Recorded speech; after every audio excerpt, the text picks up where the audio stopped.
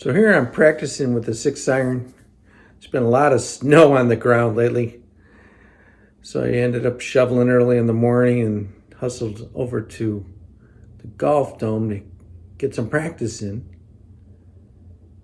Been doing a lot of online lessons, a lot of in-person lessons. So my game got rusty. And I'm not happy with these 6-irons. I'm using a device called the hanger. And what it's doing is it's getting a good relationship to your right hand to where your club head is and how it reacts when you swing. You keep it on your left forearm. Gives you club lag and things like that. But it's good for practice. You can use a hanger from the closet and get the same thing. That's what I used to do years ago. This is just one of the teaching aids I use.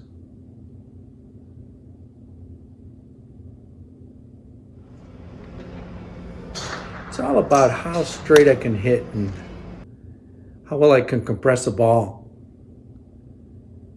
Here I'm hitting the yellow stripe, but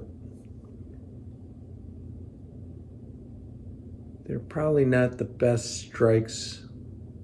As you can see, I'm turning my body a little too fast, my torso, and they're going a little left. Here I try and adjust a little bit to see how the ball reacts. And the ball starts to move right. So if I aim for that right corner, I'd be hitting that blue stripe. Here I slowed my torso down and hit the blue stripe. So it stays right on your left forearm the whole time. So it's still left.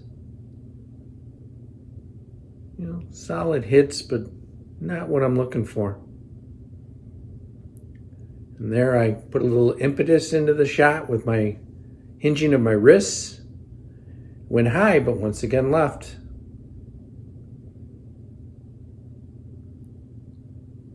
So now I'm going to try and keep that on the left forearm and not use as much wrist.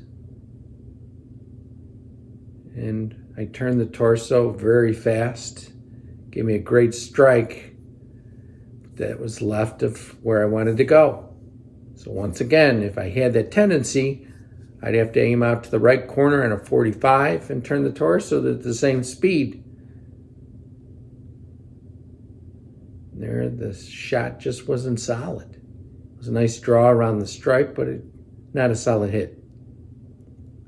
So you keep working small changes. Here I'm going to throw the club. And I get a great strike. But you have to see if you can repeat it. Can I do it again?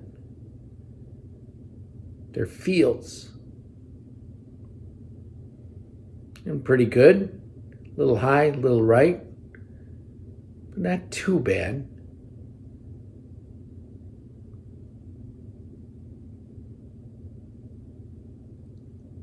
So let's sync up the body with the turn. And a good strike, but once again left. My torso's out racing my arms. So 138 yards for a pitching wedge. It's not about the distance. It's just I'm trying to control actually the sole line of the club and control the ball. Once again, really good strike. Get some timing into it. It's about 135. But you have to get it to where you repeat every single shot. Once again, right. So it's a push. It's not even close to being done with practice. Right again. So the worst thing that can happen is the left-right tendencies. So I'm going to add a slap through is what I'm showing you there. I slap at the ball. And dead straight. Perfect. Watch the plastic club head. It's a more horizontal move through the ball. A slapping motion, it's really the pronation of those forearms. You'll see a rotation of that club head, and the ball will either curve slightly left or possibly fade slightly right. But it's a very small amount of curvature. It's extremely solid. You can see that I've improved right away as soon as I went to that slap through motion. You hear it in the ball strike. My body and arms will start to sync up. And that's because I'm just working with small pitches. I can always lengthen the strike later and then watch the results. Always watch the results. Measure.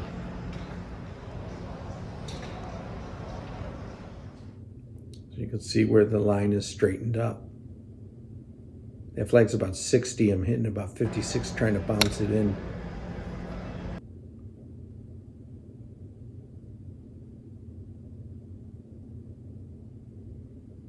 So I'm establishing a motion that works.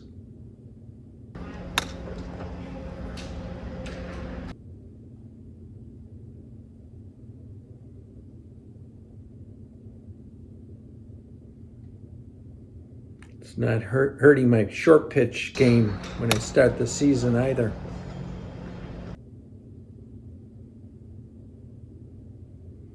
In fact, I want you to concentrate on that inverted club, the black piece of plastic. Watch it closely. Watch what it does if I cock up and down. You can see how that reacts. Your club head reacts the same. So if I slide that on the forearm and hinge down, that's an extra lever for power. But then you've got to make sure that the hosel points on this angle, the way the club is built, so it points backwards away from the target line. And I'm pointing that hosel into the ball. Now immediately you'll see a difference in the strike because now I have the proper shaft lean. Listen to the ball and watch the strikes.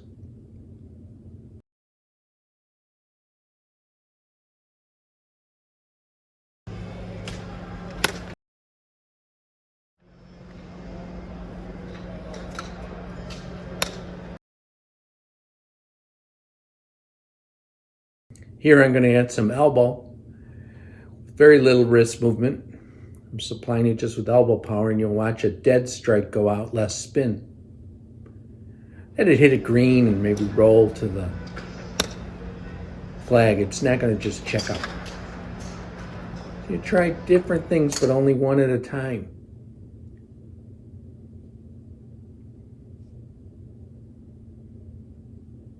Get some success and then add one more piece. See, that's curving. A little more draw.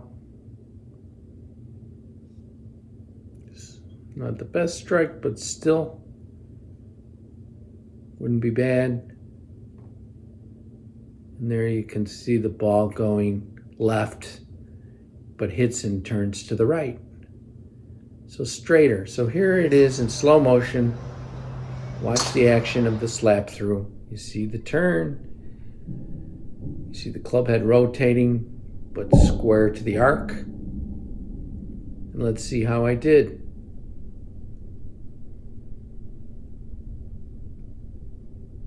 It'll hit the roof.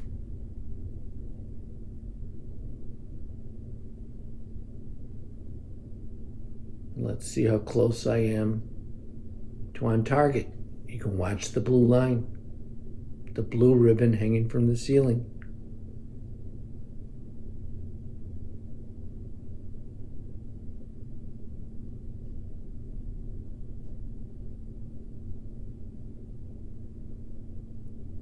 That's not too bad.